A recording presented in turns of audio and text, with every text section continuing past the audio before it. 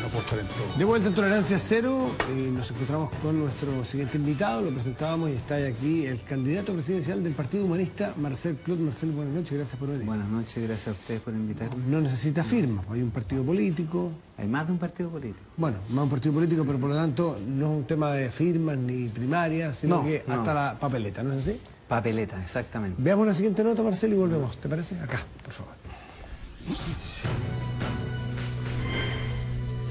Marcel ha sido parte del movimiento estudiantil. La gente no sabe qué diferencia hay entre, digamos, Andrés Velasco o Clot.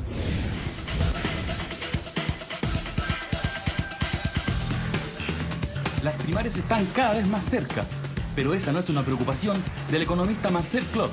Respaldado por el Partido Humanista, debería ir directo a la papeleta. Y Marcel plantea exactamente eso. Su visión de la necesidad de una nueva constitución para Chile a través de una asamblea constituyente nos interpreta plenamente. El único detalle es que el candidato todavía no marca en las encuestas y hoy está relegado a los últimos puestos en la carrera por el sillón presidencial. Tienen pocas posibilidades porque no tienen formas de hacer llegar su discurso. Una candidatura que dicen surgió al alero de los movimientos estudiantiles y sociales de 2006 y 2011, cuando Clot recorrió diversas universidades del país para dar charlas y conferencias sobre la crisis de la educación. Marcel ha sido parte del movimiento estudiantil, de los movimientos sociales desde el inicio. Él no es que sea un teórico que está detrás, él ha sido un protagonista, un partícipe. El economista es parte de este nuevo escenario, con numerosos candidatos que aspiran a llegar a la moneda y un intento por apartarse de los llamados políticos tradicionales, sin que al menos en los estudios de opinión aparezcan convenciendo a futuros votantes. Fernando Villegas tiene la... ¿Cómo está? Buenas noches. ¿Qué tal, Fernando? Bueno, hay mucha gente que mira con una actitud de desdén. Literalmente todas las candidaturas pequeñas, como la tuya, la de Velasco, la de Orrego y otras, porque la ven simplemente desde el punto de vista de qué posibilidades tienen de llegar a la moneda. Pero yo creo que el mérito que pueden tener las candidaturas, que no tan esplendorosa, es que encarnan en algún grado algún discurso, alguna doctrina, alguna idea, una convocatoria, una postura, encarnan algo que de no existir no estarían a la vista, no estarían circulando, no estarían presentes en la mente colectiva, llamémoslo así. Entonces, mi pregunta es tan simple como esta: ¿cuál es esa visión tuya? ¿Cuál es el meollo de tu visión que está circulando en la medida que tú circules como candidato y que por lo tanto mande ese elemento a la brega, digámoslo así? ¿Cuál es Bueno, nosotros tu punto? Y nosotras, digamos, los que estamos impulsando esta candidatura, tenemos una visión distinta de lo que ha ocurrido en Chile. El Chile de hoy es el Chile donde el voto es voluntario. El Chile de hoy es el voto donde hay 7 millones que no votan por la Concertación ni por la Alianza. De ninguna manera, 7 millones de chilenos, de los 12 que van a votar, no van a votar ni por la señora Bachelet, ni en este caso posiblemente por el señor Alamán. Entonces hay 7 millones de personas que no tienen candidato, que además han manifestado sistemáticamente su decepción con la actual política. Además, si uno revisa las encuestas, porque algunos dicen que nosotros no estamos en las encuestas, pero nosotros hace rato que estamos en las encuestas, la gente mayoritariamente quiere terminar con el sistema de la AFP. La gente quiere terminar con el sistema bancario privado y quieren bancos estatales. Quieren terminar con la educación lucrativa. Esos son postulados que nosotros estamos planteando. Y mayoritariamente esas opciones políticas las quiere hoy día la ciudadanía. Entonces, ¿qué es lo que ocurre? Nosotros tenemos la convicción de que estamos en un escenario, en una coyuntura de inflexión, como ha pasado y pasó en Ecuador. El presidente Correa estuvo más de 6 meses con 2% de opción en las encuestas. Por lo tanto, este punto de inflexión en que estamos, en donde nadie tiene fijada la rueda de la fortuna en su puerta, es perfectamente posible un año en donde una alternativa política nueva pueda expresarse y pueda dar una sorpresa, y nosotros creemos que estamos en esa dirección. Nosotros no somos una candidatura testimonial, nosotros creemos con absoluta certeza de que hoy día es otro país el país en que estamos. Chile quiere cambios profundos, cambios radicales, y esos cambios radicales somos los únicos Los únicos que lo estamos planteando. Marcel, tú dices, hay 7 millones de chilenos, voy a tomar esas cifras como ciertas para el ejemplo, hay 7 millones de chilenos que no van a votar ni por Bachelet ni por el AMAN, dijiste textualmente. 60% de los que votan no optan por la alianza ni por la concertación. Y entonces tú, la conclusión que sacas es que ese porcentaje está vacante para el resto, o para ti, para París y para Velasco, para Gómez, o si es que, no, Velasco o Bachelet, tenés uno de los dos. Pero ¿no has considerado que hay un altísimo porcentaje de eso, considerando las últimas elecciones, que no va a ir a votar? No es que va a ir a votar por ustedes por eso, necesariamente. el gran desafío para nosotros... Es una oportunidad, sí, pero... Exactamente, pero por lo menos. Sí, pero, eso pero de esos que no van a votar... es el desafío de la democracia. Pero de esos que todavía no se saben por qué no van a votar, o eventualmente no quieren ir a votar, también puede que voten o por Bachelet o por Alamán en su momento. Yo creo que no, porque lo que te dicen hoy día las encuestas es que hay un 75% de desaprobación de la alianza y de la concertación. Por lo tanto, no hay ninguna posibilidad que opten por esas candidaturas. Y ese porcentaje de chilenos, no hay gente que no esté comprometida con la cuestión política. ¿Qué te dicen tus encuestas? ¿Cuánto marcas? Yo no hago encuestas. Pero tú dices... Lo que te estoy diciendo es que las encuestas hoy día están pidiendo un cambio político importante, sustantivo. Tú lo has voceado y hace muchos años en esto. Y me consta que estuviste en el movimiento estudiantil del 2006 porque se te vio entrar de manera subrepticia y escondida al Instituto Nacional. No he dicho de mala forma. No, porque absolutamente por la puerta de entrada. Escondida no en el más sentido de la palabra, sino que nadie sabía y de repente dijeron parece que está Marcel Clot adentro. Yo estaba haciendo el termómetro en esa época y tú eras un asesor de los estudiantes. Por lo tanto, estabas desde el principio. Por lo tanto, la gente ya te ubica a ti con estos movimientos sociales hace rato. Tú debieras marcar mucho en la encuesta si es que los movimientos sociales maduraron. Marcel Clot hace rato se sabe que está ahí. Tú debieras captar mucho ese voto. ¿Cuál es la encuesta más positiva que tú tienes? Es que nosotros no estamos haciendo encuestas. La que tú tienes, no de las tuyas, la que tú conoces. Mira, cuando uno está en una situación política como esta, en donde está emergiendo un proyecto político distinto, el proyecto político de nosotros no está preocupado de las encuestas, está preocupado de entender que lo que hoy día necesita Chile... Pero todos quieren eso, todos quieren entender Chile. Es que no todos, nosotros no queremos eso. A nosotros nos interesa cambiar este país. Nosotros nos interesa que la gente sepa que es importante salir de un país que está convertido en un nicho de negocio a una sociedad de derechos. Derecho a la educación, derecho a la salud, derecho a la vivienda, a la pensión digna. Las pensiones son un desastre en este país. Esa cuestión es fundamental hoy día. Chile quiere eso. Nosotros no estamos en las encuestas porque así como yo no estuve en el censo, porque tampoco me censaron, es muy difícil que estas candidaturas las pongan. Tenemos mucho menos cobertura en los medios de comunicación, pero todavía falta tiempo. En el momento en que esos chilenos, esos 7 millones de chilenos, y una parte importante de los que va a votar también por la señora Bachelet, va a estar acá, cuando ellos establezcan la vinculación entre estas posturas que nosotros tenemos y cuando los chilenos sepan y tengan la convicción que nosotros tenemos, que si entramos en la moneda no va a ser para sentarnos con el señor Luxig, Mate o Polman a conversar cuál es el destino del país, porque nosotros sí tenemos claro y conciencia de que si entramos en la moneda vamos a nacionalizar el cobre, vamos a instalar la educación pública gratuita, vamos a terminar con el sistema de la AFP, vamos a crear un sistema público de salud. Esa es nuestra convicción. Si no podemos hacer eso, no vamos a seguir. Y eso la gente lo tiene que saber. Cristian. Marcel, de hecho tu candidatura es la que plantea los cambios más radicales. Tú estás por una asamblea constituyente, mudanzas profundas en el modelo económico. Tú dices que vivimos en una pseudo democracia, no vivimos en una democracia. No vivimos en una democracia. Perfecto. Y tú básicamente de los modelos afuera, yo te he escuchado mucho elogio al modelo bolivariano de Chávez. Eso es tu programa de candidato presidencial, pero más bien es un programa bastante revolucionario para lo que es el Chile actual. ¿Tú cómo pretendes implementar eso? Porque de verdad, más allá de tu programa, representa un cambio pero completamente sideral de lo que es el Chile de hoy. Bueno, cualquier cambio mínimamente en la dirección de los derechos de las personas en Chile sería un cambio radical, porque Chile hoy día no es una sociedad de derechos, ¿no? Está claro, todo es una oportunidad de negocio, una oportunidad para el lucro, incluso en la educación. Incluso en la educación es una oportunidad para la delincuencia. Tenemos rectores siendo procesados. El Chile que vivimos es verdaderamente complicado respecto a lo que significa la normalidad de una democracia.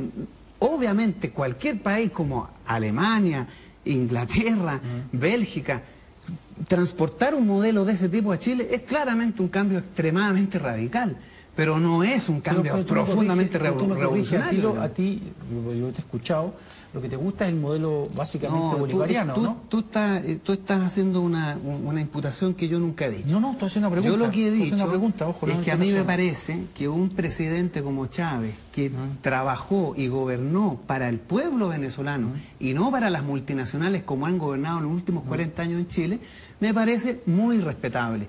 Pero no he planteado nunca reproducir el modelo de Venezuela, ni el modelo de Cuba, ni el modelo de ningún país. Porque a mi juicio no se trata de modelos acá. Nosotros tenemos que aplicar políticas y desarrollar formas de estructurar la economía, la sociedad, en función de las condiciones que nosotros enfrentamos. No es copiar modelos, pero sí podemos decir, mira, un gobierno como el del presidente Correa nos parece una experiencia positiva, elementos que habría que tomar, lo mismo que de Venezuela, lo mismo que de Argentina, de Uruguay, de Bolivia. Hay muchas cosas, particularmente lo de la Asamblea Constituyente, porque nosotros tenemos que entender, y Chile tiene que entender, que si no cambiamos la Constitución, la organización jurídica de este país, nunca seremos una democracia de verdad, porque Chile nunca ha tenido un cuerpo constitucional basado en la soberanía popular, y esa cuestión es tiempo ya, después de 200 años de vida supuestamente independiente, que Chile tenga el derecho, se le reconozca el derecho a crear su propio estamento, su propio sistema jurídico institucional. Fernando. Marcel, se entiende en forma bastante fácil y rápida las diferencias que tú tienes con lo que podríamos denominar los candidatos del establishment. Has mencionado varios de esos puntos.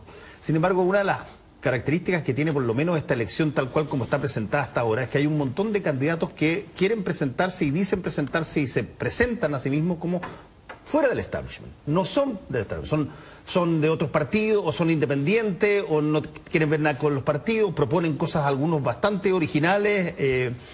En eso están desde Andrés Velasco por un lado, el propio Marco Enríquez Ominami que formó un partido pero tiene todavía una distancia argumental respecto del establishment. Franco Parisi ni hablar, él es una persona que está en contra de los partidos y que plantea una serie de cosas. ¿Qué te hace a ti de diferente en términos de esos candidatos anti-establishment? ¿Qué diferencia tienes tú con Parisi? ¿Qué diferencia tienes tú con Meo? ¿Qué diferencia tienes tú con Andrés Velasco? Bueno, hay una diferencia metodológica. Esta candidatura no emerge sobre la base de mi propia voluntad, sobre lo que yo quiera. No se me ocurrió a mí ser candidato a presidente. Como ya se mencionó, el 2011 yo estuve en uno y cada uno de las tomas universitarias, y en algunos casos más de una vez. En esa base estudiantil, en ese movimiento estudiantil, parte de la discusión era el proyecto político que Chile necesitaba para instalar el derecho a la educación, entre otros tantos derechos que en esta sociedad están conculcados. Allí se empezó a plantear la idea de que alguien asumiera el liderazgo de ese proyecto. Y los estudiantes me lo plantearon a mí, derechamente me lo plantearon, no una vez, muchas veces. El 2012 lo discutimos con organizaciones sindicales, con organizaciones sociales, la necesidad de construir una plataforma. Y yo he estado dispuesto a asumir eso porque estoy en posición de ello. No es una cosa que se me haya ocurrido a mí, esto nace precisamente después de 20 años de trabajo en los movimientos sociales. Yo nunca he tenido, hasta hace 20 años que no tengo militancia política, he estado en los movimientos sociales, he sido un intelectual que se ha dedicado a defender los derechos de los trabajadores, de los estudiantes, la libertad de expresión, he estado prácticamente en todas las grandes batallas, el medio ambiente, Trillium, Pascualama. De ahí emerge esta candidatura. Es distinta en ese sentido. En ese sentido emerge desde otras esferas, desde otra práctica, no emerge de los partidos políticos. No es una decisión que se haya tomado en la Comisión Política ni del Partido Humanista ni de Izquierda Unida. Nace precisamente de una práctica de compromiso con lo que ha sido la lucha de los movimientos sociales en los últimos 20 años. Pero fíjate tú, Marcel, de que tú mencionas ahí y me consta, porque te hemos visto incluso cuando estaba en los movimientos sociales del 2011, como decía Matías. Tú 2006. El 2006, perdón. Tú hoy día ves, el 2006 y el 2011 también. Pero estaba en... Sí, pero no, pero fue el 2011 también. Pero el 2011 sí que fue... Es que ese es el punto, porque una de las cosas que me imagino tiene que pasar para que eventualmente esto que tú dices está fundado en ese tipo de pensamiento y movimiento. Una de las cosas que tiene que pasar es que las personas que están ahí decidan ir a votar por ti. Y lo que uno ve es que cuando se producen elecciones, las personas que eventualmente pueden estar en condiciones de aportar votos a una candidatura como la tuya, o llaman a no votar, o se abstienen absolutamente de ser parte de ese proceso, y son parte de estos 7 u 8 millones que en las encuestas dicen que eventualmente no votarían. Por lo tanto, tú emanas de una realidad como la que acabas de describir, estás patrocinado por un partido político, porque de esa forma te evitas las 37.000 firmas si es que vas de independiente, vas directo a la papeleta. Pero ¿cómo consigues que esas personas que tienen una reticencia brutal, la de Luisa Díaz, que llama a no votar, que no se puede participar de este establishment ni siquiera votando, decida que tú eres la persona hay que dar el voto? Lo que pasa es que en este ámbito ha habido históricamente una decepción muy profunda con lo que ha sido la práctica política, ¿no? No es primera vez que candidatos han comprometido, ¿no?, su trabajo con los movimientos sociales. Y obviamente, en esas circunstancias se generan desacuerdos, se generan decepciones, y este llamado lo hicieron para el año pasado, para las elecciones. Pero no sabemos cuál va a ser este escenario, estamos recién empezando. Hay conversaciones con el movimiento estudiantil, con los sindicatos, con los movimientos sociales. No es una cosa tan fácil de conducir, pero yo te aseguro que en este año se van a alinear bastantes fuerzas sociales, estudiantiles y sindicales en función de un proyecto.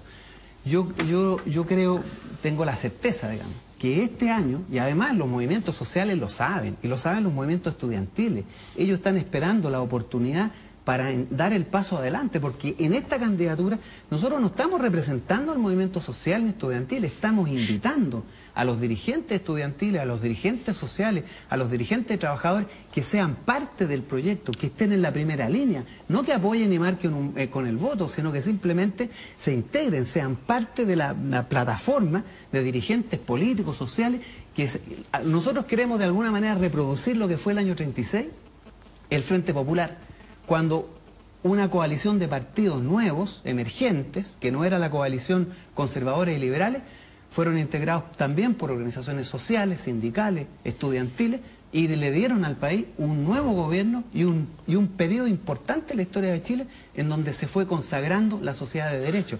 Ese es el punto que estamos hoy día. Es un punto de inflexión. No es lo mismo este año electoral que lo que fue el 2009. Marcel, leyendo tus propuestas en general, es bastante atractivo si uno se imagina el país que tú planteas. O sea, tú vas a votar por mí. No, porque yo no comparto la visión del país que tú planteas, básicamente, porque tú ves un país muy negro. Ves un país, o sea, no vamos a discutir lo obvio, ¿no es cierto?, que los abusos, la concentración, todos los fallos que hay ya permanentemente en el último tiempo, está comprendido que como está, el chancho está no mal pelado, está vergonzosamente mal pelado. Eso es un dato. Pero de ahí a que el chancho esté mal pelado y que haya mucha concentración y que haya muchos abusos en todo ámbito, a querer pasar al otro extremo, que es todo gratis, universidades, colegios, salud, nacionalizar el cobre, es un cambio muy radical, es decir, el péndulo de un lado a otro. Si es que tú representaras, si fuera cierto esa mirada de país que tiene, y con la oferta que tú haces, legítima, no te estoy diciendo ofertona sin forma peyorativa, esa oferta que haces, si el país necesitara, y si viera la gran mayoría, la gran masa de chilenos viera que efectivamente este país no va para ningún lado, que este país se derrumba, que este país es el epicentro de lo peor que puede haber en el universo, estarían contigo no 12, 18 millones, aunque no hay 18 millones de chilenos, votantes contigo. Entonces, No sabemos, no, 18 no puede haber, porque yo creo que si no somos cuántos, no sabemos cuántos somos. Tu visión es un poco, no, porque un poco radical. Yo sé, porque es la caricatura, pero ni siquiera... Tú planteas como que todo esto está, yo estoy de acuerdo que está, insisto, muy mal pelado el chancho, pero plantear que hay que cambiarlo todo 100% es lo que me parece raro, porque la gente no te sigue en esos planteamientos tan radicales. Nosotros estamos planteando que hay que cambiarlo todo. ¿Qué es lo que estamos diciendo? Además, tampoco estamos planteando... Perdón, pues, no todo, a lo mejor el nombre de las calles no, pero... Tampoco estamos planteando la gratuidad. Nunca hemos planteado la gratuidad. Esta cosa alguna vez hay que aclararla. A ver. Cuando nosotros decimos educación pública, universal y gratuita, estamos hablando no de gratuidad, estamos hablando de cómo financiamos la educación. Y lo que nosotros queremos es que la educación se financie con el sistema tributario, con la recaudación de impuestos, en donde los impuestos los pagamos nosotros. Se está pagando con el bolsillo de la gente, por lo tanto no es gratis. Lo que pasa es que es muy distinto pagarlo con un arancel que pagarlo con el sistema tributario, porque cuando tú lo pagas con el sistema tributario es más justo, generas transferencias de riqueza hacia los sectores más pobres. Por lo tanto, no estamos planteando la gratuidad, tampoco estamos planteando en la salud lo mismo, porque exactamente aquí lo que se trata es de financiar derechos fundamentales. Es que, ¿sabe lo que pasa? Que la radicalidad no corresponde a las propuestas que nosotros estamos haciendo. La radicalidad corresponde a la situación que estamos viviendo. Lo radicalmente absurdo, lo radicalmente oscuro y negro es que este país no tenga ni un solo derecho consagrado, ni uno solo, ni el derecho a que las personas cuando nacen sus padres lo puedan atender porque tienen que trabajar 12 horas más las 2 que se tienen que transportar al trabajo. En Chile ya 2 personas por familia están trabajando. Entonces, ¿qué afecto, qué cuidado pueden tener los niños de sus padres en este país que estamos viviendo? Nosotros ni siquiera estamos planteando reformas radicales, estamos diciendo, mire, en Chile cualquier cosa es radical, pues porque resulta que el mínimo derecho de otorgárselo a las personas es radical. Pero estamos planteando que sabe que el derecho a la educación es universal. Está en Estados Unidos, está en Europa, está en Alemania, está en América, está en todas partes, menos en Chile. El derecho a la salud, lo mismo. Entonces, claro, en Chile, dadas las condiciones de abuso que hay, porque el abuso es bárbaro, hay un 1% de chilenos que solamente que manejan todo. Pero eso entonces, pero tú me dices, el abuso es bárbaro, tu planteamiento. Pues, tú mismo lo estás diciendo. Tus cambios y tus propuestas son bastante radicales y debieran, si es que el país estuviera en posición de desesperación, tus propuestas serían universalmente aceptadas. ¿Sabes por qué no se puede? ¿Por qué no eres el candidato que la está rompiendo con ese? Pero es que tú me pides que yo la esté rompiendo ahora cuando faltan 7 meses de campaña. Estamos empezando la campaña. Ni siquiera en la derecha han decidido su candidato. Ni siquiera la Concertación ha decidido su candidato. Y tú pides que ya yo esté ganando la encuesta. O sea, me parece un poquito exagerado. No, yo creo que tienes que esperar un poco. Tenemos que lograr, porque hay un problema, ¿no? Hay que decirlo. La prensa, los medios de comunicación, la televisión, no nos da la misma cobertura que a los otros candidatos. Yo te aseguro y te lo firmo que si la prensa fuera democrática, fuera honesta, fuera transparente, entonces nos pusiera en los medios de comunicación como ponen a la señora Bachelet, a Goldborn y a Lamal, nosotros estaríamos bastante más altos de lo que tú supuestamente nos estás asignando. Bueno, el problema es eso. Porque también uno tiene que crecer y aparecer. Pero me llamaba... Pero también la prensa tiene un deber democrático con este país. Y tú lo sabes porque tú eres dueño de un medio o diriges un medio. Y tú sabes que ese medio está al servicio de un grupo económico que es el Grupo Sayé. Así que, ¿para qué vamos a andar con esto? La caricatura la puedes hacer, pero básicamente la tercera división de ningún país es cubierta con la primera división. Cuando seas de primera división vas a tener cobertura de primera división. ¿Y quién dice que es primera división? ¿Tú lo dices? Sí. Te quería preguntar... O sea, tú tienes la autoridad para decir qué es lo que es primera y segunda división. No, tú como candidato hoy día representas un sector que todavía no configura ningún tipo de mayoría ni ningún tipo de espacio que ocupe grande en la sociedad. Cuando lo ocupes lo vas a tener, con seguridad, y aquí en Chile, en cualquier país. Pero te quería hacer otra pregunta. Tú básicamente lo tomaste como imputación cuando yo te dije que si eras bolivariano o no, cuando fue una pregunta, pero lo que pasa es que todos sabemos cómo funciona la prensa y la manera de estigmatizar las candidaturas a las personas.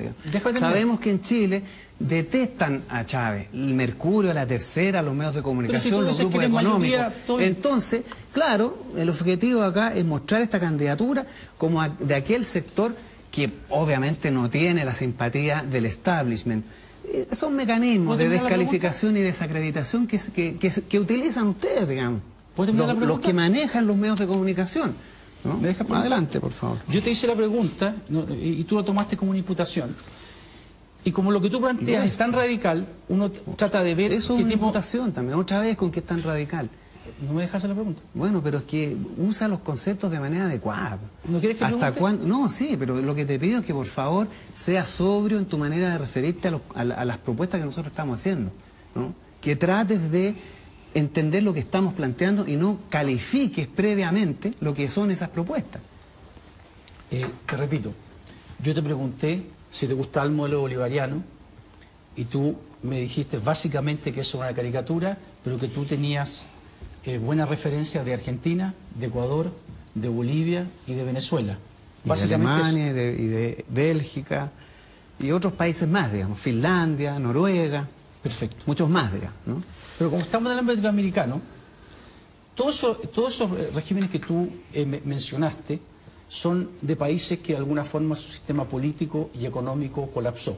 Colapsó y emergieron este tipo de gobernantes. ¿Tú crees que el sistema político y económico chileno está colapsando? ¿Tú crees que en los últimos 20 años el país no ha avanzado? ¿Tú crees que nuestras instituciones están como para anquilosadas de todo tipo? ¿Crees que tenemos un sistema tanto económico como político que hay que tirar a la basura y reconstruir? A ver, en materia política, ¿no? Tenemos una constitución hace 30 años redactada por 7 personas, designadas a dedo por una dictadura, refrendada en un sistema, en un plebiscito que no tenía registro electoral y absolutamente fraudulento. ¿Tú crees que los esa constitución no es legítima. Esa constitución no representa los intereses de las grandes mayorías. No se genera en lo que se llama la voluntad soberana del pueblo de Chile. Eso es suficiente como para decir que 17 millones de chilenos no pueden estar sometidos a las normas que se hicieron hace 30 años y de esa manera. A mí me parece que eso es una crisis política grave, porque la democracia no está siendo cautelada con ese sistema constitucional.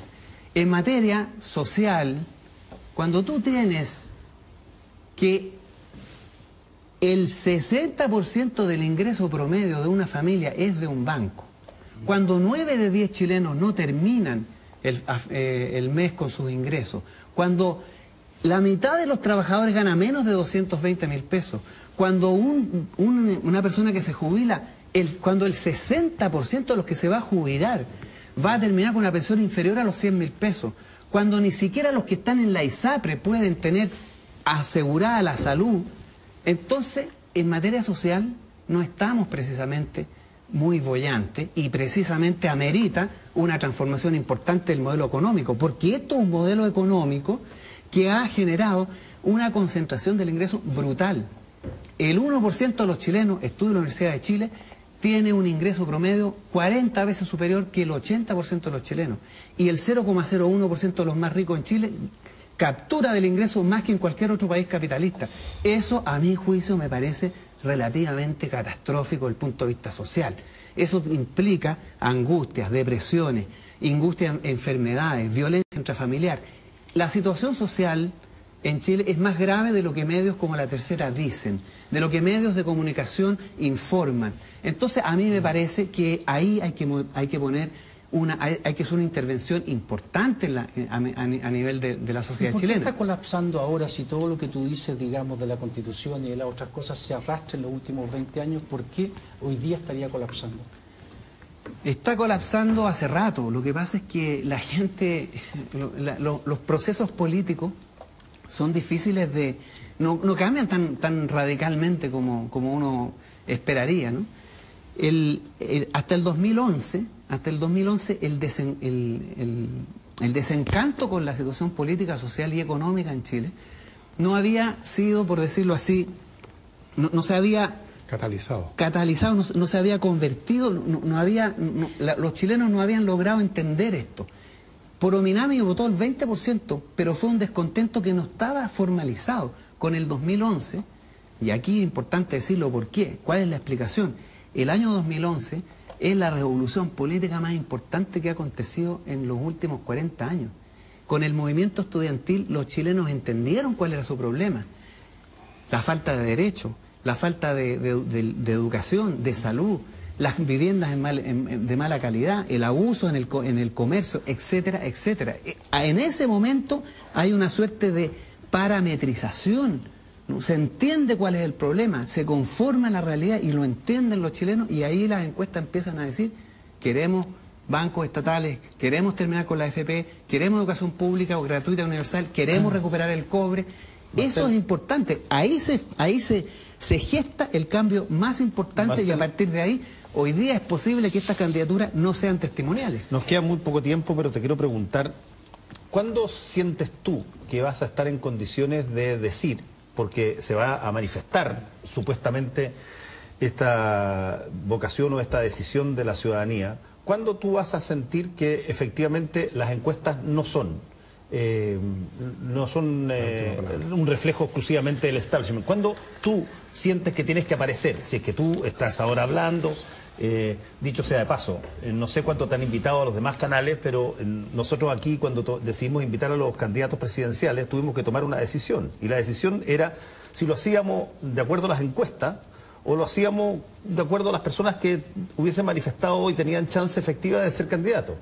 Tú eres apoyado por un partido que permite que tú puedas ir directamente a la papeleta. No se nos pasó por la cabeza concentrarnos en 3 o 4 que son los que están en todas las encuestas y en todos los medios. Así que desde ese punto de vista has tenido los mismos 30 o 40 minutos que tienes. Ojo, cuidado con eso, porque otra cosa es victimizarse. No, pero está bien, pero eso es una pelea tuya con él. No es mía, porque tú te acabas de meter.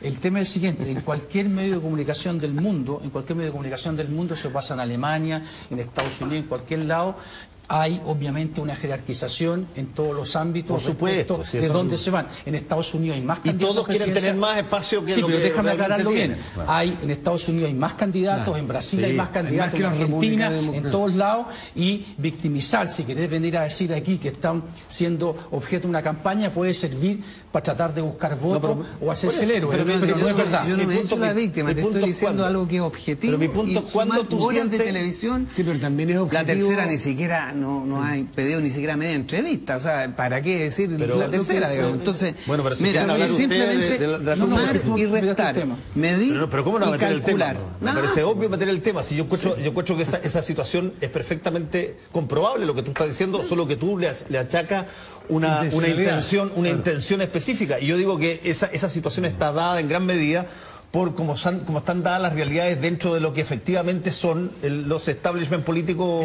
No hay ingenuidad en los medios de comunicación, Marcel, ingenuidad en la política. El Washington Post, cualquiera, en Estados Unidos, ¿le dan la misma cobertura a Obama, al republicano y al demócrata, que a otros candidatos? No, obviamente que no. No, ¿no es cierto? Pero esa es la explicación de Cristian. En Argentina tampoco, esa es la explicación de Cristian, es razonable. Mi punto es que en algún momento dado, este mensaje que tú das, este aumento en la cobertura que naturalmente vas a tener por tener un partido detrás, tiene que traducirse en un reflejo de que está avanzándose eso, y eso se va naturalmente a ver en las encuestas. ¿Cuándo crees tú que eso yo nunca he sido candidato, ¿no? Para mí esta cosa es nueva, ¿no? Lo que a mí me ocupa es el trabajo de recorrer Chile, de estar ayer en Valdivia. Hoy día debería estar en Ancud, en Castro, pero no pude ir. Le pido a todos los que estuvieron esperando esta visita que me perdonen, que me disculpen, pero había que estar en este programa, era importante estar acá. Por lo tanto, volveremos, ¿no? Así que pido las disculpas respectivas. Eso es lo que... Estas candidaturas que emergen de realidades políticas muy complejas, donde nadie asegura cuál es lo que va a venir y por venir. O sea, la menor preocupación que yo tengo es si aparezco o no aparezco en las encuestas, cuánto voy a subir en las encuestas. Aquí nosotros tenemos que hacer un trabajo político duro, de intentar llegar a las mayorías, de convocar, de invitar, de participar, de discutir, de hacer el debate. Ya, estar aquí para nosotros es importante. Pero tú quieres que eso se refleje en algo concreto. ¿Cómo lo sientes? Yo espero que alguna vez se refleje. Nosotros obviamente tenemos la expectativa de que eso ocurra. ¿Cuándo? No lo sé, no tengo ninguna experiencia, pero a mí la experiencia del presidente Correa es bastante ilustrativa. Estuvo 7 meses, 2% en la encuesta. Marcelo. Y después de los debates presidenciales, cuando logró llegar a la mayoría del país, empezó a subir. Nosotros creemos que podría ocurrir una situación como esa. Marcel Clun, muchísimas gracias por estar aquí esta noche en Televisión. Y los dejamos con la cápsula, le llamamos nosotros, un espacio donde escuchamos declaraciones durante la semana de otros candidatos o de los candidatos sobre un tema específico. En este caso, disculpa que te interrumpa, en este caso sobre el sistema binominal. Estamos al aire. Sí, bueno, está bien, ¿verdad? ¿Cansado de votar y que salga un candidato sin tener la mayoría de los votos? Es el amado y odiado binominal, actual sistema electoral que en esencia divide al Parlamento en 2 bloques políticos. Tras más de 20 intentos fallidos por modificarlo, ¿qué dicen nuestros candidatos sobre el cambio del sistema binominal? Debemos comprometernos para que esta elección de noviembre sea la última elección en Chile bajo el sistema binominal. La voluntad, por lo menos nuestra, ha estado siempre. Que haya cambio de distritaje, que haya cambio de lo que sea, lo relevante es que exista un sistema en que esté representado Chile completo y no 2 bloques que se reparten los cargos, como va a pasar en la próxima elección. Muchos parlamentarios que dicen lo quiero cambiar, pero acto seguido piensan, bueno, me eligió a mí, yo soy un gran parlamentario, yo me la voy a jugar porque cambiemos el sistema binominal. Un sistema mayoritario es lo que yo prefiero. En esa línea estoy dispuesto a impulsar algún cambio en la medida que existe un consenso amplio. La única manera de cambiar esto, pero la única manera es movilizándose en la calle. Yo propongo eliminar el Senado, un Congreso unicameral, 150 congresistas elegidos de 2 maneras, garantizando a las regiones 5 congresistas por región y el resto de modo proporcional. Hay que partir por el principio, cambiar el binominal y cambiar los quórums. Creo que eso se puede hacer en 4 años. No votes por un diputado, un senador, ni de la Concertación ni de la Alianza. De esa forma vas a romper el binominal.